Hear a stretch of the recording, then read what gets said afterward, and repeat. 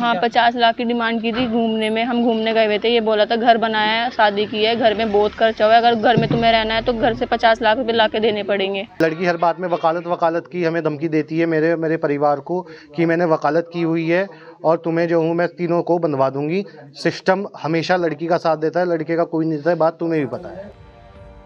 UP के मुजफ्फरनगर की रहने वाली शालिनी, जो पेशे से एक वकील है, उन्होंने अपने आर्किटेक्ट इंजीनियर पति प्रणव पर कई गंभीर आरोप लगाए कि शादी के बाद ससुराल वाले 50 लाख रुपए की डिमांड कर रहे हैं और साथ ही घर में घुसने भी नहीं दे रहे। जिसके बाद शालिनी ने पति प्रणव के घर के सामने धरना दे दिया, लेकिन अब शालिनी के पति का बयान सामने आ चुका है, जिसके बाद कहानी पूरी तरह पलटती हुई नजर आ रही है। प्रणव का कहना है कि जब वे दोनों हनीमून के लिए सिंगापुर गए थे तो वहां शालिनी ने प्रणव को कई बार जान से मारने की धमकी दी। घटना इसी तरीके की अंदेशा देती हैं, या तो मेरे को इस तरह से मार के ठिकाने लगा दिया जाएगा या फिर मेरे को कॉफ़ी में जहर पिला के मिला दिया जाएगा। ये बात उसने कही है अपने मुँह से कि अगर ज़्यादा बोलने की आपने कोशिश की तो मैं आपको ठिकाने लगा दूंगी। क्या लगता है संबंध नहीं बने, क्या कोई बीच में है, कोई और भी तीसरा है? सर इस बारे में मैं कुछ नहीं बता सकता कि इस कोई है या नहीं है। जब भी तुम संबंध बनाने जाते तुम्हें डरा दिया जाता था? जी बिल्कुल डरा दिया जाता था और बोला जाता था कि मैं अभी इस चीज़ के लिए तैयार नहीं हूँ और तुम्हें पहले भी समझाया है कि मैं संबंध नहीं बनाऊंगी, मैं संबंध बनाने के लिए यहाँ पर नहीं आई हूँ और जोर ज़बरदस्ती अगर मेरे साथ करोगे तो मैं तुम्हें मार दूँगी। वकालत आप लड़की का? जी लड़की हर बात में वकालत की हमें धमकी देती है, मेरे परिवार को, कि मैंने वकालत की हुई है और तुम्हें जो हूँ मैं तीनों को बंधवा दूंगी। सिस्टम हमेशा लड़की का साथ देता है, लड़के का कोई नहीं देता है, बात तुम्हें भी पता है।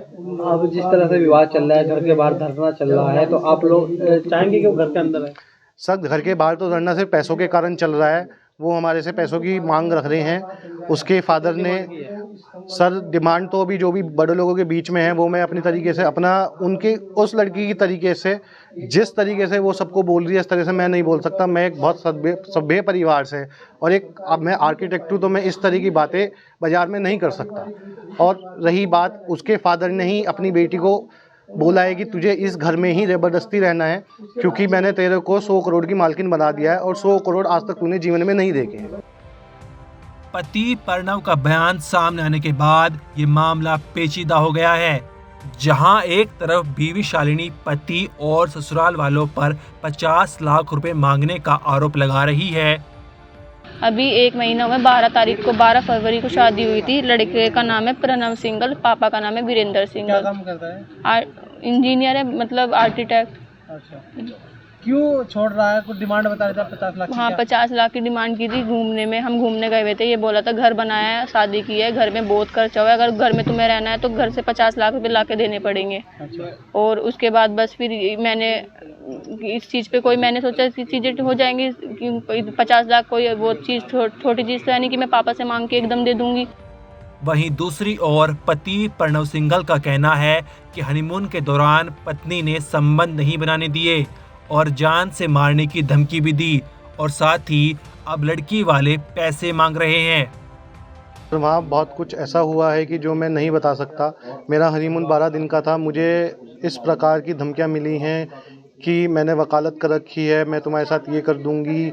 हर बात में मेरे परिवार को धमकी मिली और मुझे वो मजबूरन वो जो मेरा ट्रिप था मजबूरन 6 दिन में ही वापस मुझे लौटना पड़ा उस ट्रिप से। अच्छा, क्या आप हनीमून पर रहे हो, आपने फिजिकल रिलेशन नहीं बनाया? सर फिजिकल रिलेशन हमारे बीच में कोई नहीं बनाया क्योंकि लड़की ने बोला था मैं कोई भी संबंध ना तो अब बनाऊंगी ना आने वाले टाइम में बनाऊंगी। मैं अगर घर में रह रही हूँ तो सिर्फ अपने पापा की ज़बरदस्ती की वजह से रह रही हूँ, घर में रहने का मेरा कोई और कारण नहीं है। संबंध बनाने से क्यों इनकार किया? धमका रही थी?